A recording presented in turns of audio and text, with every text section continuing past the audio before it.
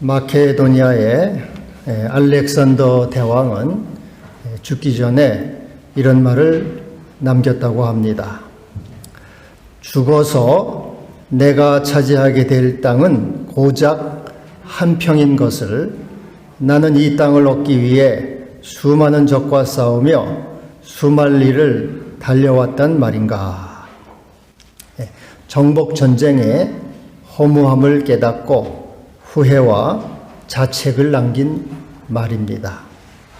영국의 극작가인 버나드 쇼는 재미있는 사람인데요. 묘유명에 이렇게 적혀 있다고 합니다. 우물쭈물 살다가 내 이럴 줄 알았다.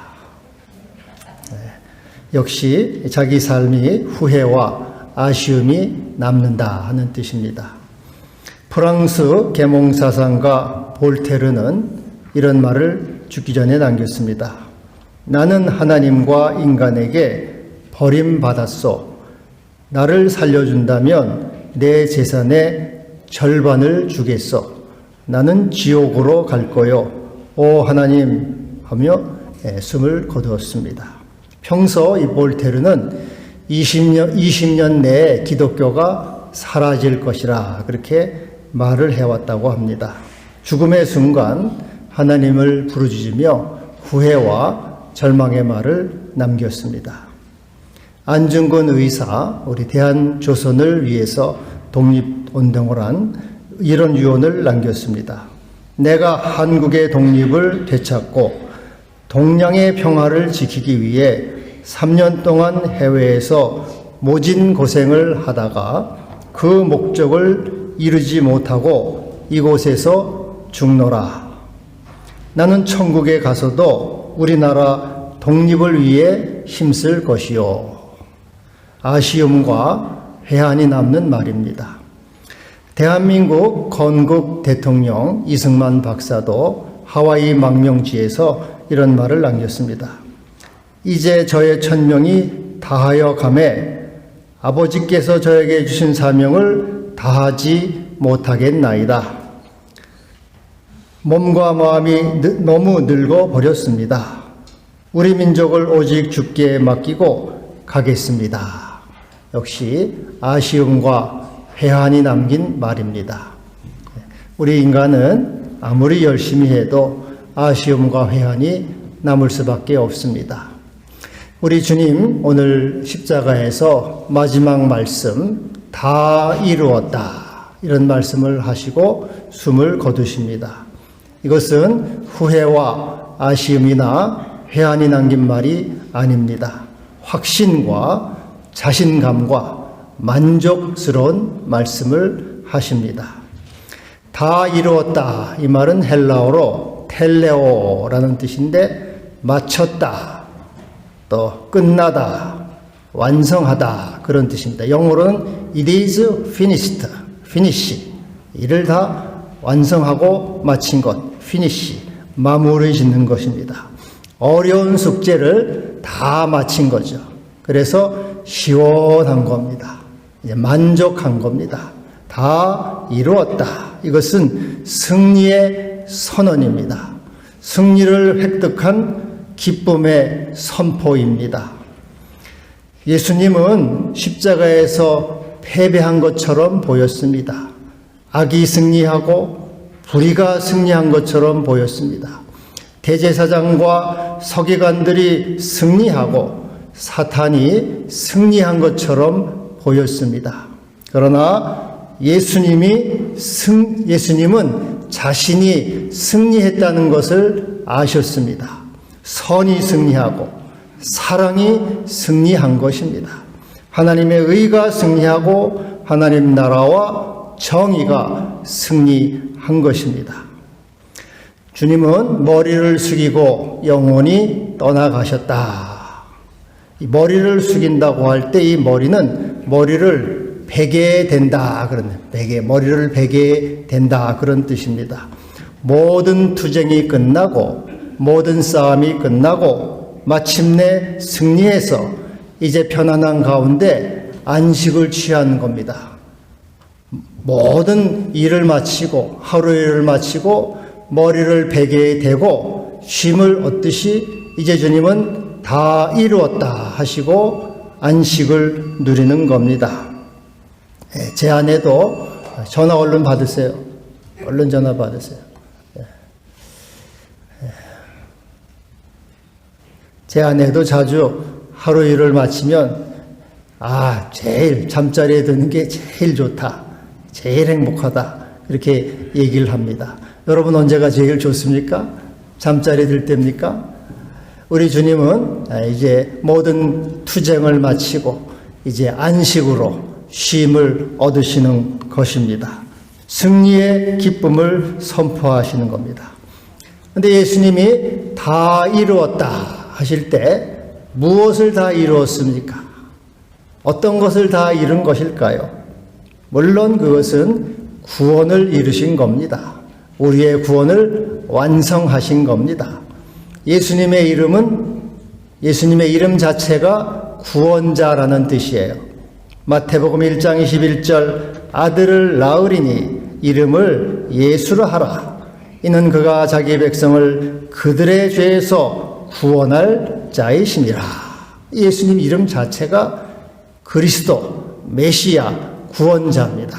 그래서 예수님은 우리를 구원하러 이 세상에 오셨고 그 구원 사역을 완성하신 겁니다. 그런데 이 구원은 단지 영혼 구원만을 말하는 것은 아닙니다. 죽어서 천당 가는 것만을 말하는 것은 아니에요. 이것은 전인적 구원입니다. 몸과 마음과 영혼까지 구하는 온전한 구원을 말씀하는 겁니다. 에베소 4장 13절에 우리가 다 하나님의 아들을 믿는 것과 아는 일에 하나가 되어 온전한 사람을 이루어 그리스도의 장성한 분량이 충만한 데까지 이르리라. 온전한 사람, 영혼이 구원받고 마음이 구원받고 그 인격이 구원받고 온전한 구원을 말하는 것입니다. 그래서 그리스도에게까지 자라는 인간성의 완성, 인간성의 구원을 말씀하고 있는 것입니다. 사람을 평가하는 기준은 세 가지가 있습니다. 이것을 성공의 세 가지 기준이라 그렇게 말할 수도 있어요. 하나는 소유, 돈이 얼마나 있느냐, 얼마나 벌었느냐, 부자냐, 재벌이냐, 이 성공의 기준이요. 또 사람을 평가하는 기준입니다. KB 2021년, 22년 KB금융경영원에 한국에서 부자는 얼마가 있으면 부자인가? 그걸 이제 이렇게 봤더니 이 금융자산이 30억이 있어야 되고요. 부동산이 50억, 기타 주식이라든지 채권이라든지 이런 거겠죠. 20억. 그래서 100억이 있어야지 부자다. 그렇게 이제 발표를 했습니다. 또 재벌은 얼마나 있어야 재벌이냐? 2008년에는 5조가 있으면 재벌인데 5조는 이제 이 물가 인상이 돼가지고 10조로 올려야 되겠다. 지금 그러고 있어요. 근데 이런 이제 부자나 재벌은 우리가 못 봅니다, 평소. 여기 검단에는 노는 물이 달라서 검단에서는 못 봐요. 여기에서는 그런 사람 못 봅니다. 여기 앉아 있지도 않아요. 하여튼, 얼마나 벌었느냐, 성공의 기준이요. 그 사람을 평가하죠. 참 성공했다. 부자다. 이렇게 보죠. 두 번째로는 하는 일, 무엇을 하느냐, 지위를 말합니다. 지위. 사장이냐, 대기업 임원이냐, 회장이냐, 또 조합장이냐. 요즘 보니까 조합장 이 현수막 많더라고요. 농협 조합장 당선을 축하합니다. 수협 조합장 당선을 축하합니다. 조합장 선거를 한참 했더라고요. 또 이렇게 학교 교장도 끝발이 있어요. 하여튼 저도 보니까 이번에 좀 만나봤는데 자기 끝발 세우더라고요. 좀 주차장 이렇게 코로나가 지나가지고 주차장을 쓰자 그랬더니 끝발을 세우고 안 빌려주려고 그래요. 다른 학교 교장이냐, 검사냐, 판사냐, 뭐 하여튼 국회의원이냐, 장관이냐, 이렇게 그 하는 일을 보고, 아, 그 사람은 그래도 성공했다 하면, 이렇게 평가를 하죠. 잘했다 평가를 합니다. 또 하나는 becoming, 어떤 사람이냐, 어떤 존재냐 하는 것입니다. 거짓말쟁이냐, 진실하냐, 인색하냐, 너그러우냐, 따뜻한 마음을 가졌느냐, 차가운 사람이냐, 관대하냐, 탐욕적이냐, 이 그것으로 평가를 하는 겁니다. 근데 이제 우리는 이 성공을 다 원하고 또 성공하는 사람을 부러워하는데, 성공에는 두 가지가 있습니다. 하나는 인생을 망치는 성공이 있어요. 불행과 비극으로 끝나는 성공이 있습니다. 이 성공은 건강을 망치고요, 인간성을 파괴합니다. 인간관계를 파탄으로 끝장을 냅니다. 돈이 많고 유명한 사람 가운데 이 정신이 황폐한 사람들이 많아요. 요즘 여러분 배우 유아인이 뭐 프로포폴 그거 뭐 그걸 하고 대마 또 다른 마약류로 뭐 복용을 해가지고 문제가 많지 않습니까? 그런 연예인들, 또 대기업 회장 가운데도 프로포폴을 상습 복용하는 사람도 많아요. 많은 가수, 배우, 유명인들 결혼 생활이 실패합니다. 이혼하고, 또 알코올 중독, 약물 중독으로 건강을 다 망칩니다. 정신이 황폐해져서 파멸로 끝납니다. 여러분 잘 아시는 대로 미국의 최고의 여배우 마릴린 먼로는 이 약물 중독으로 36살에 세상을 마쳤습니다. 또 엘비스 프레슬리 트럭 운전수에서 팝의 황제가 되는데요. 이 사람은 42살에 약물 중독으로 역시 사망했습니다. 작가 해밍웨이, 무기여 잘 있거라, 노인과 바다, 이런 것으로 노벨 문학상을 탄 해밍웨이는 62살에 엽총으로 자살을 했습니다. 스코트 피츠제럴드, 위대한 계습이라는 책을 써서 유명해진 이 피츠제럴드는 46살에 알코올 중독으로 그리고 심장마비로 세상을 떠났습니다. 이외에 많은 유명인들, 많은 이제 성공했다고 하는 사람들은 이 삶이 비극과 불행으로 이렇게 끝났습니다. 이것은요, 돈이 많아서, 유명해서, 인기가 있어서 그 자체에서 생기는 비극은 아닙니다. 돈이 많은 것 자체가 잘못이 아니고, 인기가 있는 것 자체가 잘못이 아니고, 그것으로 인해서 이 에고, 이 자의식이 이 왜곡이 되는 거예요. 자꾸 이 자의식이 부풀어져 가지고 교만한 인간이 되는 거죠. 아나무인이 되고 자기 중심적이 되고 성격이 삐뚤어집니다. 그리고 잔인하고 무정하고 무절제하는 거죠. 그래서 결국 이 성공한 사람들 대부분은 이 에고가 왜곡됨으로써 교만해져서 결국은 교만함으로써 인생이 파멸로 끝나는 것을 볼 수가 있습니다. 여러분 그 삼국지를 보면은 조조가 적벽대전에서 오나라 군에게 80만 병력을 잃습니다. 그리고 불과 몇십 명을 데리고 도망가는 신세가 돼요. 또 관우는 천하무적 대장군인데 이 형주 싸움에서 역시 오나라에게 패배를 해서 죽습니다. 그리고 유비는 이릉전투에서 오나라에게 70만 대군을 잃고 분해서 피를 토하고 죽어요. 근데 이런 사람들의 공통점을 보면은 작은 성공에 취해서 교만해졌다는 거예요. 교만해져서 에고가 확장이 되는 거예요. 자기가 최고로 생각하는 거예요. 남의 말을 안 들어요. 고집불통입니다. 아나무인이에요. 성격이 삐뚤어지게 됩니다. 그래서 파멸을 하게 되죠. 잠언 16장 18절 교만은 패망의 선봉이요 거만은 넘어짐의 앞잡이니라. 그래서 이것은 이러한 성공은 인생을 망치는 성공입니다.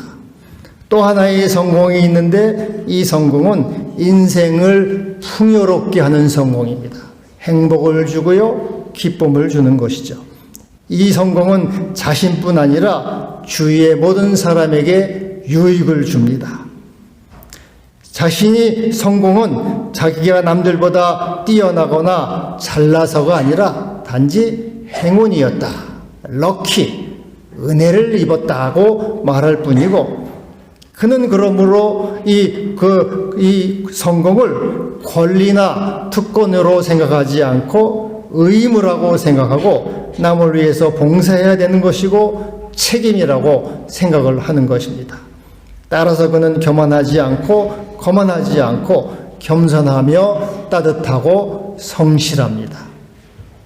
여러분, 그 손흥민 선수의 그 아버지도 손정웅 씨도 프로 축구 선수였는데 그 사람이 이제 그 모든 것은 기본에서 시작한다, 그런 책을 썼어요. 그래서 저도 좀 읽어봤는데 이제 손흥민 선수 아버지가 자기 아들을 가르치면서 수없이 강조하는 말이 있어요.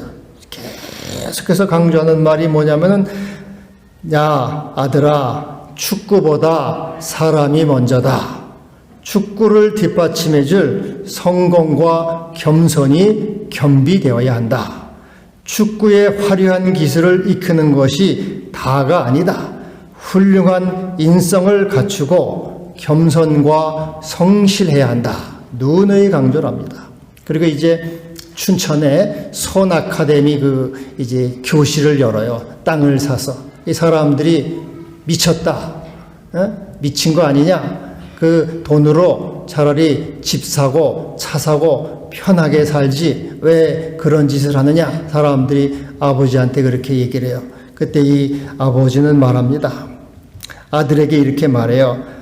이 돈으로 빌딩을 사면 너는 더 많은 돈을 벌 수 있을 것이다. 그러나 이 돈으로 운동장을 세우면 앞으로 아이들이 이곳에서 축구를 배울 것이다. 우리가 대한민국 축구의 미래를 위해 할 수 있는 일이 이것이지 않겠느냐. 내가 하는 일은 돈을 위해 하는 일이 아니다. 한국 축구의 미래를 위해 하는 일이다. 그래서 이 진정한 성공은 이것을 권리라고 생각하지 않고 의무라고 생각해요. 인간에 대한 책임이라고 생각을 하고 봉사라고 생각하죠. 그래서 진정한 성공은 겸손해지게 되는 거죠. 그리고 진정한 성공은 소유나 또는 지위가 아니라 됨이라고 하는 것이죠. 어떠한 사람인가? 봉사하는 사람인가? 섬기는 사람인가? 또 그리스도의 인격을 가진 사람인가 하는 그것이 진정한 이 성공의 기준이라고 말할 것입니다. 우리 주님께서 다 이루었다 이렇게 말씀하실 때 이것은 전인적인 구원, 인간성의 구원을 말씀하는 겁니다. 주님의 성품에까지, 주님의 마음에까지 자라고 주님의 온전한 인격을 닮아가는 것, 그래서 이 품성을 갖는 것입니다. 너희 안에 이 마음을 품으라. 곧 그리스도 예수의 마음이라. 예수의 마음을 갖는 것, 예수의 성품을 갖는 것, 애티튜드, 자세와 태도죠. 어떠한 가운데도 예수의 자세와 태도를 갖는 것이 진정한 성공의 기준이요, 또 그것을 평가하는 열쇠라 하는 것입니다. 영국의 사상가이며 기독교 변증가인 C.S. 루이스는 가장 인간의 가장 크고 본질적인 죄악은 교만이라. 교만. 이 교만은 가장 본질적인 죄라 그랬어요. 왜냐하면은 모든 죄는 하나님으로부터 달아나는 죄예요. 그러나 이 교만은 하나님께 대드는 죄입니다. 한번 해봅시다. 하나님 한번 맞짱 떠 봅시다 하고 하나님께 대드는 죄, 이것이 가장 무서운 큰 죄다, 그렇게 말하고 있어요. 여러분, 창세기 3장에 보면은 아담과 하와가 선악과를 따먹잖아요. 하나님이 먹지 말라 해도 따먹어요. 근데 왜 불순종합니까? 불순종의 이유가 뭐예요? 그 뿌리는 바로 교만에 있어요. 교만 때문에 그 불순종하는 거죠. 이렇게 마귀가 말하잖아요. 네가 그것을 먹는 날에는 눈이 밝아져 하나님과 같이 되리라. 이 하나님과 같이, 인간의 이 에고라는 것은 끝없이 팽창하고자 해요. 자기를 끝없이 넓히고자 합니다. 그래서 어디에까지 자라냐? 하나님에게까지 자라고자 하는 욕망이 있어요. 이게 모든 인간이 그래요. 모든 인간은 한없이 커지고 한없이 넓어져서 하나님의 자리에까지 가기를 원해요. 이 모든 인간의 에고의 속성이 그렇습니다. 그래서 이것이 바로 이 교만이죠. 교만이에요. 여러분, 옛날에도 그런 동화도 있어요. 그 어떤 어부 할아버지가 물고기를 잡았더니 이 물고기가 나를 놓아주면 소원을 들어주겠다 그러잖아요. 그래서 할머니한테 말하니까 뭐 기와집을 달라 해가지고 나중엔 여왕까지 되는데 여왕으로도 만족이 안 되잖아요. 그래서 이제 뭐가 되달라고 용왕 신이 되달라는 거죠. 그래서 이사야 14장에 이렇게 말합니다. 내가 하늘에 올라 하나님의 뭇별 위에 내 자리를 높이리라. 가장 높은 구름에 올라 지극히 높은 자와 비기리라. 이 인간의 에고, 자의식은 하나님에게까지 도전해서 하나님의 자리에까지 올라가기를 원하죠. 그것이 바로, 그래서 인간은 결국 패망과 멸망과 죽음으로 네가 지옥 맨 밑으로 떨어지리라, 네가 파멸하리라 라고 주님은 말씀해요. 그래서 잠언 11장에 교만이 오면 욕도 온다. 그런데 우리 주님은 성자 예수님은 낮아지셨습니다. 십자가에서 죽기까지 복종하시고 십자가에 죽으셨어요. 낮아지심으로 또 겸손해서 십자가에 죽으심으로, 이 주님이 죽으심으로 인간의 교만의 뿌리를 잘라버리신 거죠. 에고의 뿌리를 잘라내신 겁니다. 우리 주님이 십자가에 죽으심으로 사탄의 이 교만의 뿌리를 잘라버리신 거예요. 그래서 우리를 주님 안에 거하게 하심으로 새로운 존재, 주님의 성품을 갖는 존재가 되게 하신 겁니다. 여러분, 이 돌배나무가요, 돌배나무는 작고 맛도 없어요. 볼품도 없고 뭐 쓸모도 없습니다. 근데 이 돌배나무 가지를 잘라서 참배나무에 접을 붙여요. 접 붙이면 이제 이 돌배나무 가지가 참배나무 액을 받아서 참배나무 열매를 맺지 않습니까? 맛도 있고 크고 볼품은 좋은 그런 것을 맺어요. 이 십자가 사건이라는 건 뭐냐? 십자가 사건은 이 인간의 교만의 뿌리를 잘라버린 거예요. 십자가에서 교만을 쳐부순 겁니다.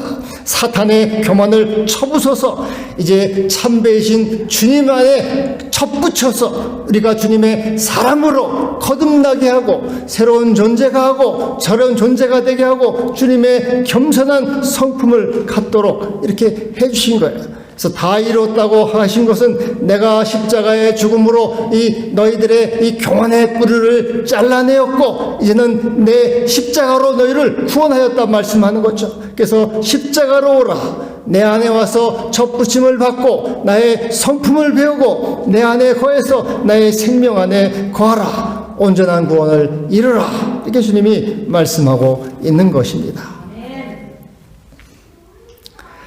오늘 29절에 보면은 이제 예수님이 내가 목마르다 이렇게 말씀할 때 신포도를 적신 해면을 우슬초에 메어서 예수의 입에 대었다 이렇게 말씀하고 있어요. 이 우슬초라는 것은요, 우슬초는 이 차과의 식물로서 박하의 일종이라고 합니다.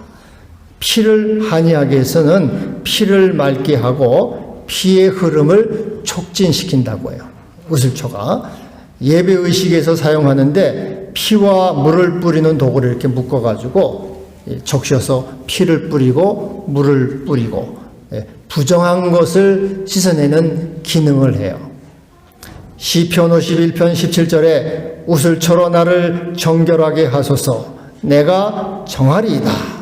정결케 하는 거예요. 또 출애굽기 12장 22절에는 유월절 행사에 쓰였는데 이스라엘이 이제 양의 피를 먹고 그 양의 피를 이 문설주에 바르는데 우슬초 묶음으로 발라서 이렇게 문설주에 바르게 되죠. 그러니까는 죽음의 재앙이 이제 지나가게 되지 않습니까? 그래서 유월절에 패스오버.